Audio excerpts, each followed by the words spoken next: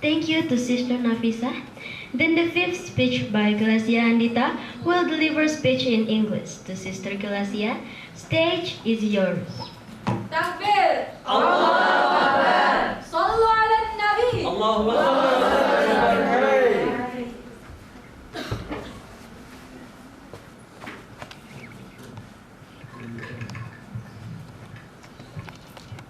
Kepada para guru dan teman-teman sekalian, saya mohon izin untuk berdiri di depan. Extroverts and introverts. We all know that well, right? And most of times we put the stereotype to the introverts that they don't need friends. A lone lover. But the truth, fun fact, introvert need friends. Or maybe not that much, maybe they just need a friend, if you know what I mean. Then instead of just need friends, introverts also need themselves. Wait, pardon me, not only introverts, extroverts, ambiverts, all kind of human in this world need themselves. So, what is the conclusion? You know, the conclusion is everyone in this world need friends and need themselves. What is it for? It is for answering my question.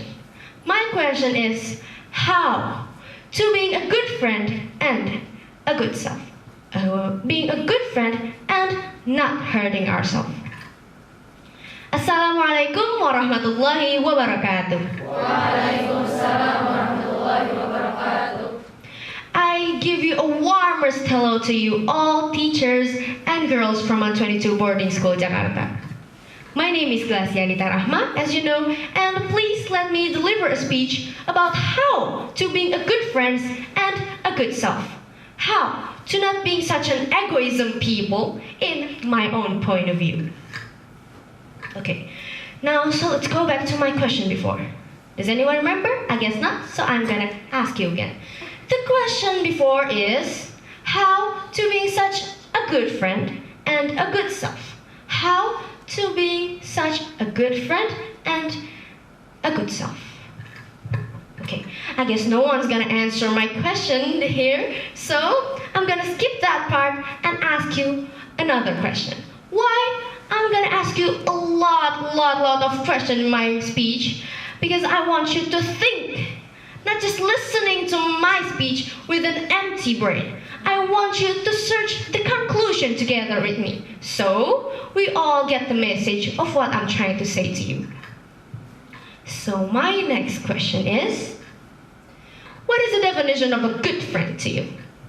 Is that the one who gives you all blood, sweat, and tears and sacrifice all they want, as long as you're happy?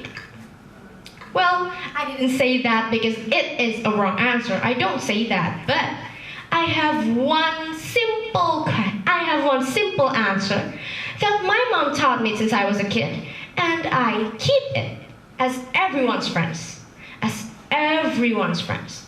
Even though there's no one that absolutely is saying that I'm a good friend, but just trust me that I won't ever let everyone down for my tips. So, what is the tips? The tip is, first point, not being self-centered person or egoism. Second one is having a sympathy and empathy. And the third one is being aware that people have, the first one is feelings, personal space, and things that they want to do instead of just playing or chit-chats with you. Why I hold on these 3 points? Because we all, as a human, mostly put a stereotype. Again, Indonesian people loves to give stereotype, I guess. So, the stereotype of a good friend, we almost everywhere listen that a good friend is the one that always, bold that line, always be there when we need help. But is it true? Is it true that always is right? Is it good for you? Imagine if it happens every time.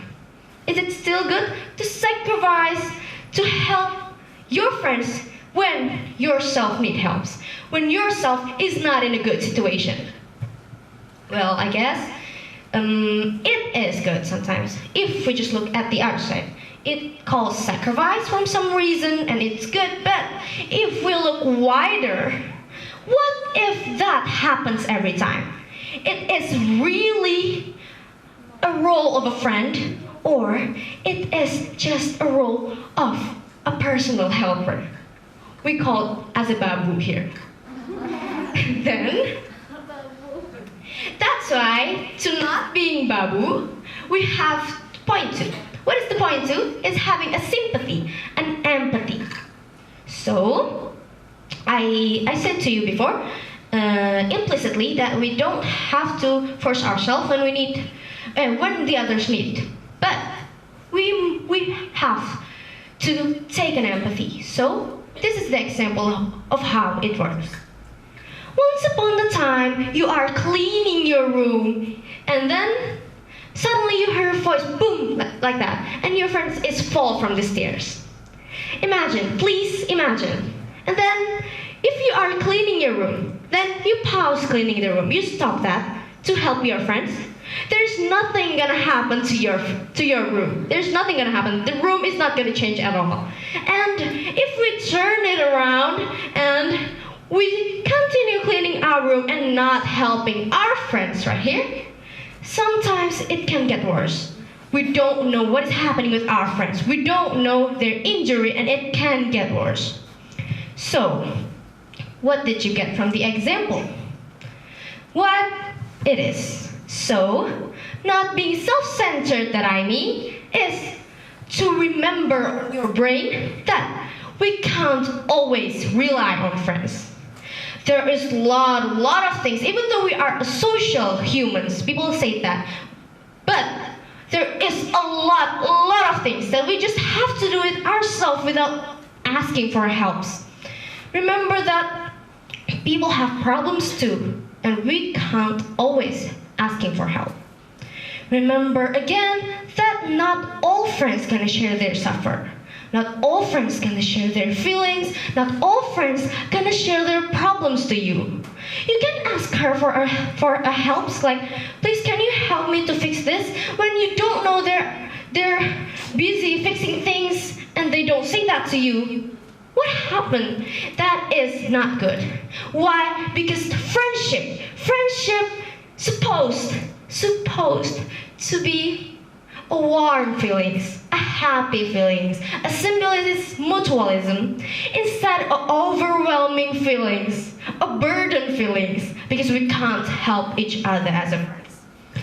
Why? We need to remember which one is our priority. Okay, I guess that's too much, so I'm gonna end right now. I hope you all understand what I'm trying to say, and I hope now we all can be a good friend and a good self. We can be a good friend without hurting ourselves. So we got the answer from my question before. Okay. So thank you for listening. We're gonna see you again next time. Assalamualaikum warahmatullahi wabarakatuh.